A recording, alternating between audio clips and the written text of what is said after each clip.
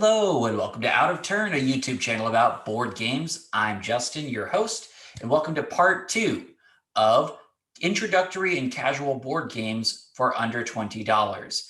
If you missed part 1, there's a link somewhere around here, but this is a 2-part video that is geared mostly towards people just coming into the hobby, checking it out for the first time. It's so intimidating to try to figure out what games to try out because some of them are really complex. Some of them are really expensive, and a lot of them are both. So this is a couple of videos to help you navigate some games that won't break your bank that you can try out. Without further ado, let's get to it. Okay, so now we've hit our family weight games. These are games that kids could play, adults could play. Pretty much anyone can get in on these games. And the first one we're going to talk about is Colt Super Express. So this game's just come out, and it's sort of a stripped down version of a game called Colt Express that came out a few years ago and was pretty popular. And this is what we call a programming game. So I'll explain what that means in a moment. So in this game, you're going to lay out some cards that represent a train. And you are going to have a little figure that's your outlaw that goes on the train. And then you've also got a hand of cards that have different actions. Now, here's where the programming comes in. In each round, you're going to pick 3 actions and place them face down in front of you in a sequence. And it's programming because you don't know what happens between each of your actions. You're trying to anticipate, to the best of your ability, everything that's going to happen in between each of your turns. So you flip your action number 1, and then you act it out on the train. And then the person next to you flips their action 1 and acts it out all the way around the table, back to you to do action 2. So that's programming. I'll be honest, you're not really going to be able to anticipate everything that happens. A lot of times things are going to blow up in your face and it's funny. Sometimes you're going to really luck out. Things are just going to unfold in your favor and it's awesome. So this is a game where you're basically trying to survive. After each round, the last train card comes off. So you're basically trying to stay on the train and be the last man standing. This is a lot of fun. It's a great intro programming game, and it supports up to 7 players. So that's another great thing about it. You can have a lot of people jump in on this. Obviously, the more players that get in on it, the more chaotic it's going to be. So if you want something a little more focused, you can go down to the 3 players. But either way, it's a quick, silly game, and it's one that you can play more than once and, see what happens. Colt Super Express. All right, next up, we're going to talk about one of my intro games, one of the first games that I played that's really started getting me into the hobby side, and that's Forbidden Island. Forbidden Island is a cooperative game. Again, that means all the players are playing together to beat the game and not beat each other. And you have all traveled to an island that is represented by a grid of cards with locations. And the object is you're treasure hunters and you're trying to collect treasures and get off the island before it totally sinks. So the way you collect these treasures is you'll be collecting cards and you're trying to get sets of cards. You need four cards of a kind and then go to the location that this particular treasure is to grab it. So you're able to give cards back and forth to each other as actions, really work together to get this treasure gathered. And at the end of each round, you're going to flip cards from another deck that give you a location on the island. And that location on the island gets flipped over and is now underwater. So part of what you're doing is you can go and unflip these cards and shore up these pieces of the island. And the reason you might want to do that is because if that location gets flipped a second time, it is sunk and comes off the map and it leaves a hole on your island. It's harder to move around. It could have been one of the locations where the treasure was and you really needed that location to stay on the board. So you've got to keep this island afloat long enough to grab all the treasures and gather up and get off the island. It's a really fun way to work together. And it takes about 30 minutes to play. Up to 4 people can play it. And if you've ever heard of another really popular hobby game called Pandemic, This is basically the junior version of Pandemic. So this is like an inexpensive way to try that out. So if you play this game a number of times, really like it, and you're ready to take a step up from it, you can go to Pandemic. There's actually a few steps up. Pandemic's my favorite. But before you get to all that, go ahead and try this awesome game out, Forbidden Island. Okay, next up is one of my top 10 favorite games of all time. It's called Kingdomino. And I don't know what it is about this game. It's just so quick and streamlined and elegant. I love it. And this is a game where you are going to be drafting tiles to create your kingdom in front of you, a 5x5 grid. And it's a quick game. It's 2 to 4 players, and it takes 20 minutes to play, maybe. It's a quick game. So you're drafting tiles that are sort of akin to dominoes. They're going to have sort of 2 squares, and each square is going to be a type of land, or whether it's water or forest or a field or whatever.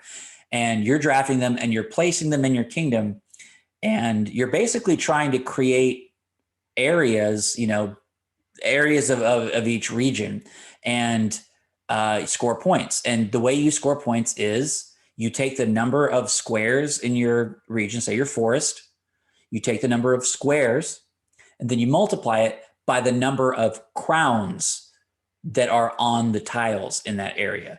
So if I created an area of forest that's 8 squares large, but I didn't manage to get any crowns in there, it's worth nothing. However, if I create a little forest that's 2 squares, but each of those squares has a crown on it, I just got 4 points for that forest. So those are the only 2 things you have to keep in mind. You want to try to group similar land together, and you want to try to get crowns when you can. There's also a neat thing where the tiles are ranked. So the better a tile is, the lower down you are. And that means that on the next round, you're going to wait longer to draft your tile. So while you might get the best tile in this round, that means you're going to have to wait and be the last person to draft on the next round. So that's a great sort of balancing out mechanism. Check this one out. You can actually find this one in a lot of places too. I think even at Target, you can track this one down. Great game. It's called Kingdomino. All right, up next is a game that I technically have not played before called Via Magica. Now, the reason it's on this list is because I've played a previous iteration of this game called Rise of Augustus. They are essentially the same game. Via Magica is a little bit different, but I feel comfortable recommending it anyway. So this is a sort of a bingo style game. You will have some cards in front of you that have a set of symbols on them, and you must collect all the symbols on them to complete the card to score the points. And basically, a person's going to draw one of the symbols out of a bag and say it's a fire. So now everyone gets to mark off a fire symbol on one of the cards in front of them. So that's the bingo element. But you get choices. So while it's fire, there's not just one place to mark off fire. You can choose where to do it. Again, the idea is that you want to complete the card and score points. And there's also ways to score bonuses, like first person to collect 3 of this type of card gets a bonus, that sort of thing. But that's pretty much the game. If you like the idea of sort of everyone playing at the same time, but kind of doing a little different bit of a thing, this is a great starter game for that. It's a quick, breezy game, very simple, very fun. At least the version I played was. I don't think you can track down Rise of Augustus anymore. It's the same game with an ancient Roman theme.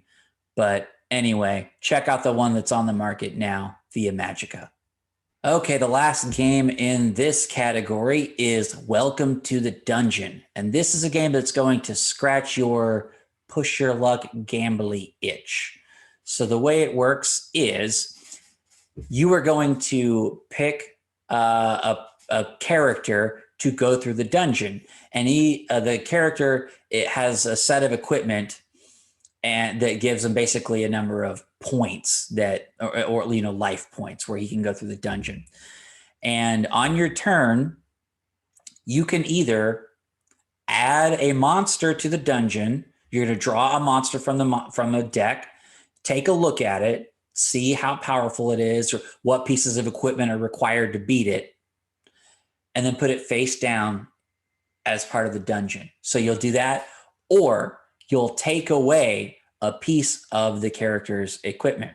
So like I said, that equipment adds strength or also allows the character to fight certain kinds of monsters in the dungeon. So you can basically make the dungeon more difficult, make the character weaker, or you can essentially fold, say, I'm out. And the last person who's still in, who hasn't folded, so to speak, then gets to see if the character survives through the dungeon. And if they survive, they get a point. If they don't make it through, they take a loss. And if you get 2 losses, you're out of the game. But the first person to get 2 wins wins the game. So that's pretty much it. It's another game that takes 20 to 30 minutes to play. And it's very simple. Again, this is essentially a gambling game. So if you're into that kind of thing, pressing your luck a bit, or trying to trick someone else into pressing their luck, that's a common thing in this game too, then you might like this one. There's also a sequel called Welcome Back to the Dungeon. It's really the same game, just with some different stuff. So they're the same price even, I believe. So if you play one and it gets a little stale, but you still like the premise of the game, you can buy the next one and freshen up your options there. That was Welcome to the Dungeon. Okay, our last category here is strategy games. These are games that are a little thinkier or more puzzly. Still, the gameplay is still simple, but they're a little tougher to play well. And the first one we're going to talk about is Patchwork Americana or Patchwork Express. Now, Patchwork proper is a older, very popular 2-player game. And these are just quicker, streamlined versions and less expensive versions. And so what they have in common is in all of these games, you are trying to build a quilt. And you're doing that by drafting these sorts of Tetris-y shapes and put them on your player board. And you're drafting them from like a circle where you can draft up to 3 ahead. And you're also having to pay for these shapes with the in-game currency. So you can't just draft whatever. You're going to have to make sure you manage your money, which is buttons in this game. But you want to manage your money to try to get the pieces that you want. You want to fill as much of your board as you can, because at the end of the game, any spaces that you didn't fill are negative points.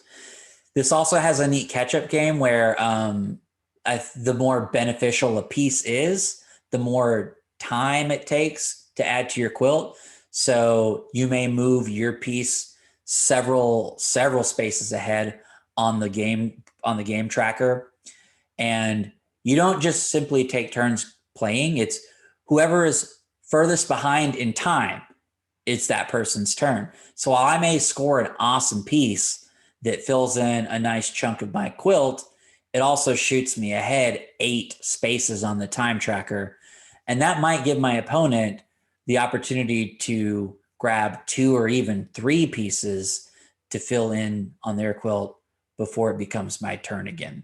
This is a great push and pull there. You don't want to give your opponent too many opportunities to grab stuff, but you also want to try to make sure you fill in your puzzle as much as you can. This is a 2-player only game, but it's pretty quick. It's about 30 minutes. And because it's so easy to play, but it is so puzzly, you'll find yourself coming back to this game over and over again. Like I said, there are many versions of it, but the ones that are under $20 are Patchwork Americana and Patchwork Express. Next up, I've got another sort of Tetris-y game called Silver and Gold. And this is what we call a flip and write game, meaning you're going to be flipping cards that reveal Tetris shapes, and then you're going to be writing those Tetris shapes on cards in front of you. You're going to have cards that have all these sorts of funky configurations, and the object in this game is you want to use those Tetris shapes to completely fill in your card. If you completely fill in your card, it turns into victory points for you.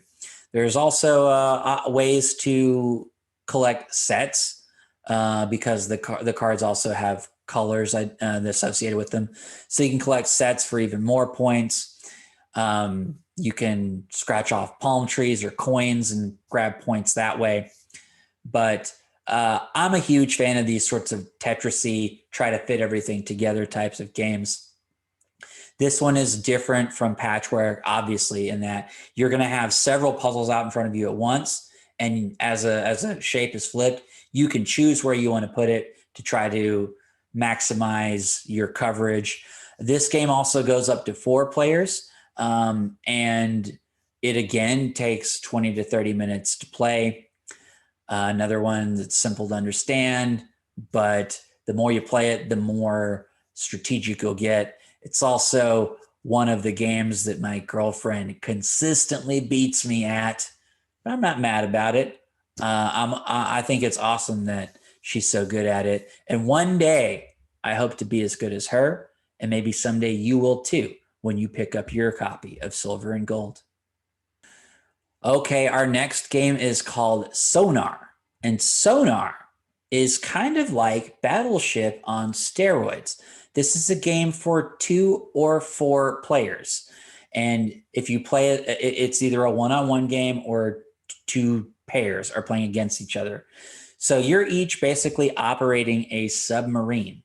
And this is a submarine that you can actually move around the board, but you are trying to track your opponent's submarine and sink it with torpedoes. So the way it works is you've got a map down in front of you. You're working on the same map. This map might have some islands or some sorts of obstructions. And on my turn, I'm going to shout a direction that my submarine's moving. I might say north, and I'm going to draw it on my own map. I'm keeping track of where my submarine's moving. Meanwhile, my opponents are also listening. So they're going to be marking how I'm moving, and they're going to be, as they have that path drawn, they're going to move it around the map and try to find where I am. Like, where on the map does this course of action line up? So you want to try to track down your opponent's submarine and get within range and shoot a torpedo at them. And you can also do some sneaky things in here, like you can go silent, where you're able to make movements without announcing what direction you move. That's great for throwing your opponent off the trail if they're getting a little too close. But it's if you're into that sort of tracking, again, I say it's like Battleship on steroids, really only in theme.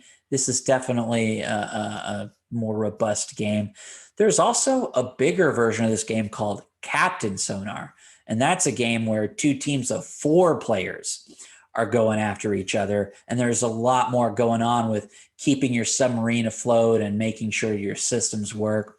So if you're into this and you want a bigger player count or a more involved game, where again, each player is kind of doing their own individual mini game and contributing to their team that way, Captain Sonar is a bigger option for you. But for now, a great, simple, and expensive option to try this out is Sonar. All right, the last game I'm going to cover here is a game that you're probably the most likely to have heard of. It's a pretty big hit in our hobby. It's called Ticket to Ride. Now, there are a million editions of Ticket to Ride, and most of them are on the more expensive side. But they recently started doing something cool, which is putting out these smaller versions of the game. There are currently 3 out. There's Ticket to Ride London, Ticket to Ride New York, and Ticket to Ride Amsterdam. So the games are all pretty similar. They might have slightly different things to them. So take your pick, just depending on which city appeals to you the most. But in this game, you're going to have a map of the city and several locations in the city. And you're going to be trying to collect sets of cards of the same color so that you can create connections between these locations.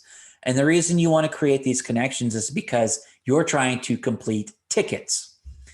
Tickets are going to connect locations that are farther apart from each other. And you'll be drafting tickets. You can choose which tickets to pursue and which ones not to.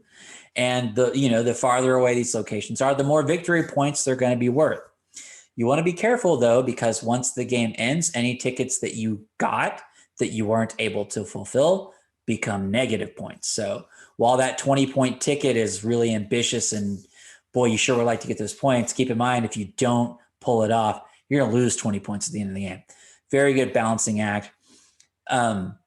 This is one of those games that I can recommend to almost anyone. I'd be hard-pressed to think of the kind of person who wouldn't like Ticket to Ride. Now, here's what I'll say. Pick the one city that appeals to you the most. Don't buy all of these. Here's why. Because if you end up liking this game, I will strongly recommend that you take the next step up and buy the original Ticket to Ride Europe, one of these larger versions. Those versions have bigger maps. They support higher player counts more easily. It's a more fulfilling game. But I say that, and that does not take away from these sorts of express versions of Ticket to Ride. If you've never played this game before, definitely grab one of these cities, try it out, and prepare to get hooked. Again, that's Ticket to Ride Amsterdam, London, or New York. Okay, I lied. I've got one more last-minute addition to talk to you about called Conspiracy Abyss Universe. I just played this game, and it was so good I had to tack it onto this list. It is a card game. It's also a strategic game. It's the little brother of a game called Abyss that came out a number of years ago. That one's got a bigger footprint on the table, and it's a little more expensive. But this does a lot of the same things that game does with a smaller footprint and a much smaller price point. And it carries over the best part of the visual presence of the original game, which is the artwork. The artwork in this is awesome. So essentially in this game, you are going to be creating an underwater senate. This is like an underwater civilization with different factions. And you'll be drafting lords to add to your senate. And your senate is made up of sort of an upside down triangle or pyramid. So you'll be drafting 15 different characters to go into your pyramid. And the way the drafting works is really cool. You'll draw cards off the deck. You can draw 1, 2, or 3 cards. It's your choice. But you're only going to be able to take one and add it to your senate. And the rest of them are going to go face up and become options for the other players to draft. So it's neat because there's a nice push and pull. You can give yourself more options to give yourself a better senate, but everything that you don't take presents even more options to your opponents. And there are 5 different factions of characters in the game. So as more and more of the same color get revealed and not drafted, they actually stack. So instead of drawing new cards and looking, you may choose to draft 3 or 4 green cards that are sitting all out there. You can take them all at once and add them to your senate. That's really cool because one of the scoring conditions is you'll get points for your longest run of the same color that's all touching each other in your pyramid. You'll also get points for the highest ranking character of each color. They all have point values from 0 to 6. And whichever one is the highest in the color, you get those points. One other thing is some of the characters have keys on them, silver or gold keys. And once you collect a pair of keys, you can also draft a location, which is yet another way to score points. It may be something like you score extra points for each key you have. It may be you score the you know, whatever the highest red card you have, you get to score that twice, various things like that. And the way you get to pick which locations to add is just like the lords or the characters. You can you can pull up to 3 and choose one to add, but then anything you don't pick gets placed face up and becomes an option for everyone else. So this is a really neat strategic game. I think out of all of the games I've talked about in this video, it could be my favorite. Now, granted, I'm still riding a little high. I just played this game yesterday for the first time, but I loved it. It's actually, I'm not a huge fan of Abyss, and this was the version of Abyss I was kind of hoping for. This one's right up my alley, and I hope it's up yours too. It's called Conspiracy Abyss Universe. There you have it, folks. We just talked about a ton of introductory or casual board games that you can buy almost anywhere for under $20. I really want to hear from you in the comments below. Are there any of these games that really piqued your interest? If you end up picking any of these up and play them, will you come back and comment and let me know what you thought? Also, if you're familiar with these, or maybe you're familiar with some games that I didn't mention, throw those in the comments as well. Let's get more recommendations coming. And I really hope this video helps you take those first steps into board gaming as a hobby. I'm really excited at the idea that maybe, just maybe, this video convinced someone to try out some of this stuff. So thank you so much for watching. I will see you guys on the next video. This is Out of Turn. My name's Justin, and take care.